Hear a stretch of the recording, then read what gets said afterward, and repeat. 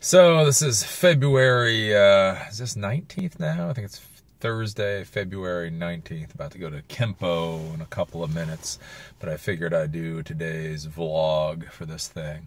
So I'm trying to do a vlog every day for this little adventure.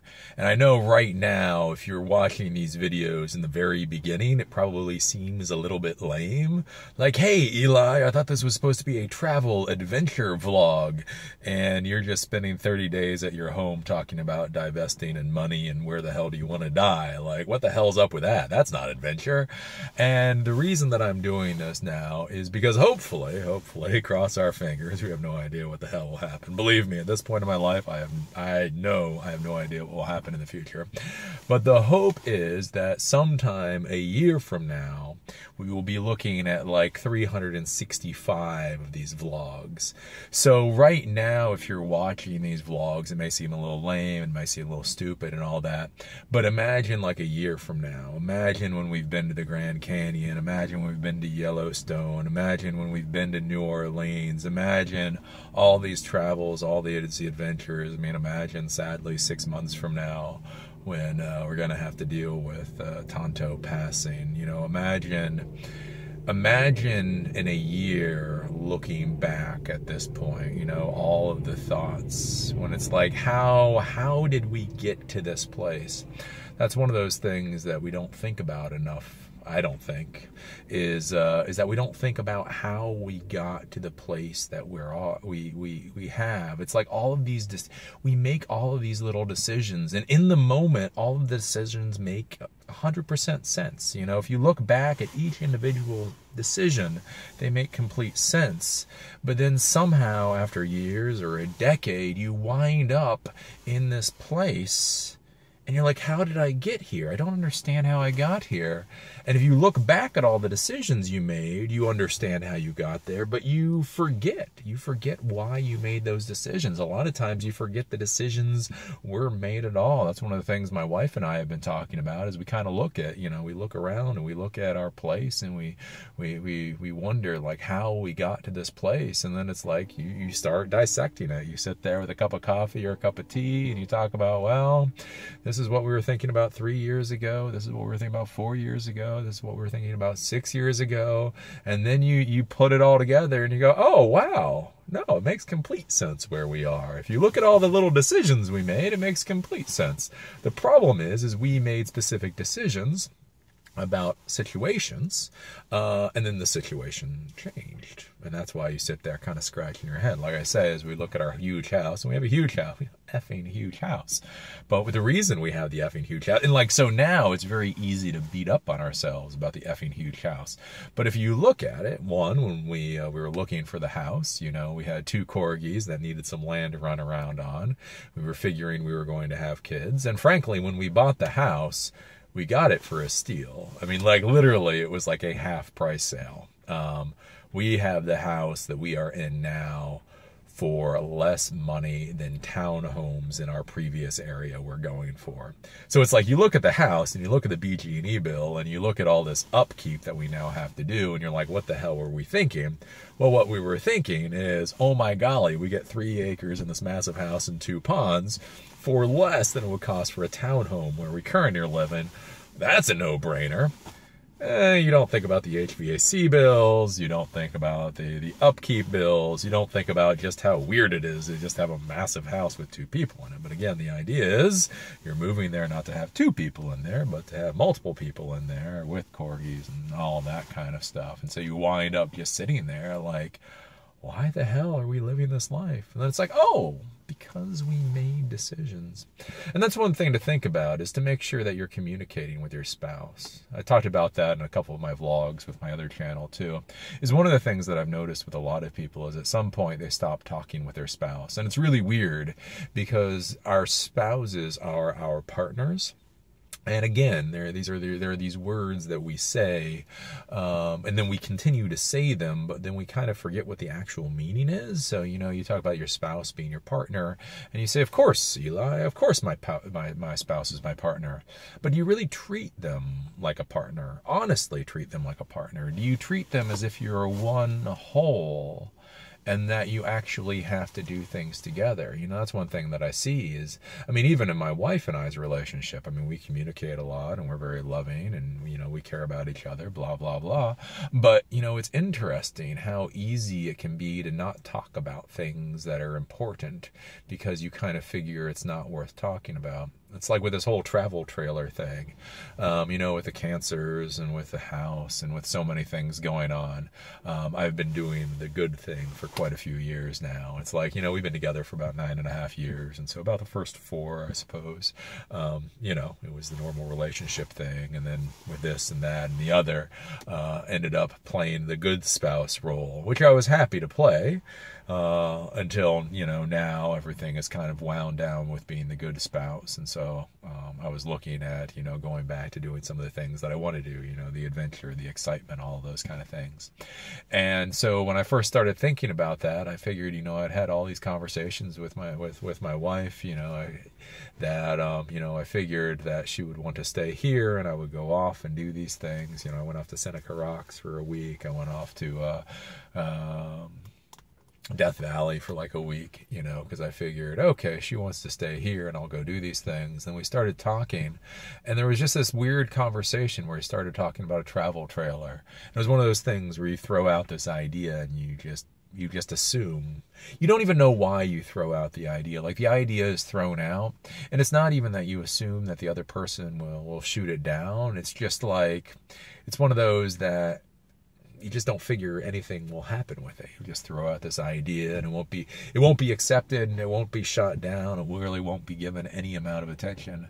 And yet somehow the idea of the travel trailer got thrown out. And then she was like, yes! And I was like, what? She's like, yes! And I'm like, what do you, I'm sorry, did you just say yes? I'm not even sure that was a complete idea. Yes! And so I found out my wife really wanted to do the travel trailer. And I swear to you, that's the thing. Like, I'm Eli, the computer guy. I mean, I talk about communication all the time. Communicate, communicate, communicate. Talk with everybody. Make sure you're communicating. Don't just talk at them. Make sure there's dialogue back and forth. And I sit there, and I swear to you, when the idea of a travel trailer got thrown out there, I didn't think my wife would say much one way or the other. And then it was like, yes, I definitely want to do that. And you're like, huh, interesting.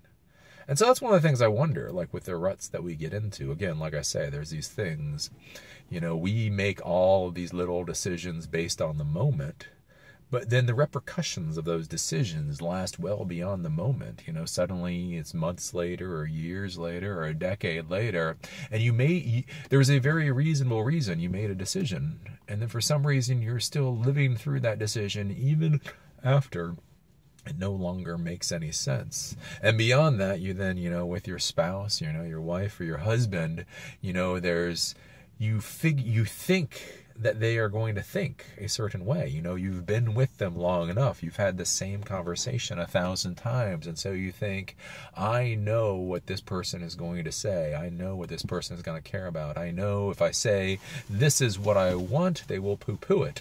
Whoops. And then all of a sudden, you say it, and they go, that sounds like a really good idea. And you think, huh, that is very curious. I honestly did not think that is what you were going to say. So I don't know. Oops. How does this work? Anyways. Dealing with lights in a car while you're vlogging. So yeah, that's one of those things to think about. So think about talking with your spouse about the things that are important to you. Because it's amazing, like I say, I mean, I really do. Like 99% of the time, I know what my wife is going to say before it comes out of her lips. And yet, there are still those certain times where it's like I hold back. I think, I'm not going to say what I want, or I'm not going to say what I need, because I know what the answer will be. And then it's surprising to find out that, oh, whoops, I didn't know what the answer was going to be. She said yes. She said not just yes, but yes! So yeah, there you go. Something to think about. As I tell you guys a lot, make sure you tell the world what you want. Make sure you tell the world what you need. And hell, tell your spouse what you want. Tell your spouse what you need. Tell those people that depend on you and that you depend on what will make you happy. And you might be surprised to find out that they are completely and utterly on board. Truly. So as far as the rest of the travel plans go, we're still waiting on the travel trailer. It's icy ass cold. It is horribly cold. It's gonna be like negative something tonight. We bought it on Saturday, and then it's now Thursday. I'm a little concerned that they haven't called us at all. That seems a little weird, but you know, all these stupid ass companies, they probably figure it's too cold and therefore aren't going to bother calling us. I wish they would just call us to say, hey, it's probably so cold you don't want it, or it's been so cold we haven't been able to do anything with it. I wish they would communicate at all. Again, if any of you guys do business, just communicate. A damn phone call makes you feel so much better. Like if I had gotten a phone call today from the company where they said, hey, you know, I know we're supposed to get it to you this week, but it's been icy cold, therefore we haven't been able to prepare it, I'd be A-okay with that. The fact that I haven't heard anything from them and that tomorrow I will then have to call them to ask what's going on, that's not a good thing. That's not a good thing. But, you know, I'm not overly worried about it. It's just one of those like kind of pissy things. So we're looking at that. You know, I got some plates and cups today for the trip. So those are nice. Got rid of stuff at Goodwill yesterday. Got rid of another whole truckload of stuff off to Goodwill. Gonna do another dump run. Gonna call the robotics center, have them take more stuff. So we're going along at a pretty nice clip. The idea now is that we're going to be leaving like March 14th or 15th. The only things we really have to deal with until we leave is I have to go to the dentist, because if I'm going to be going away for a long time, I want to make sure my teeth are okay. I'm one of those people that I dislike the dentist. So I have a dentist that I like, or I like enough, so I will go to that dentist to make sure my teeth are in order. Then we found a mail service, so there's really cool mail service for like RV people, where what happens is you forward the mail to them. They then put it in a box, but they like scan the front of it, so you can look through on the internet and see what letters you might care about, and then you pay them an extra fee and they'll actually scan the entire letter for you. So there's a couple of weird bills that we get. Like most of the bills we put on auto pay now, but there's some like weird bills like the lawn mowing person, right? So what's nice with this is all the mail will go to this company. Any particular mail that we want to see, we can click on that, they'll scan. We can then look at it online, and then I can just send off my bill that way. And then what they also do is when you're at some place for a decent amount of time, they put all of it into a USPS priority box and will send it to you. So all the mail goes to them. You can have them collect like a month of mail, and then they just ship it to you for like $4 plus the cost of shipping. So that's very nice.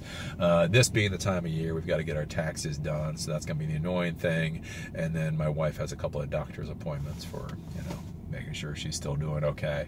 So basically with those we'll be good to go. We might be leaving a little earlier. Especially now with Tonto. Again, Tonto being in the house alone. He likes to travel. He really does like to travel.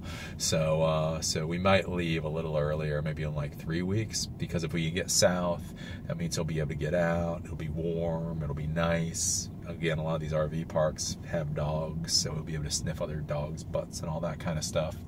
So oddly enough, Tonto's diagnosis may actually end up getting us out quicker. But again, we have to see. There are a couple of these things that we do have to make sure are in order. And with that, we will be gone. So that is, whatever the hell this is, February 18th or whatnot. Still trucking along. Everything is overall looking good, that we should be leaving shortly.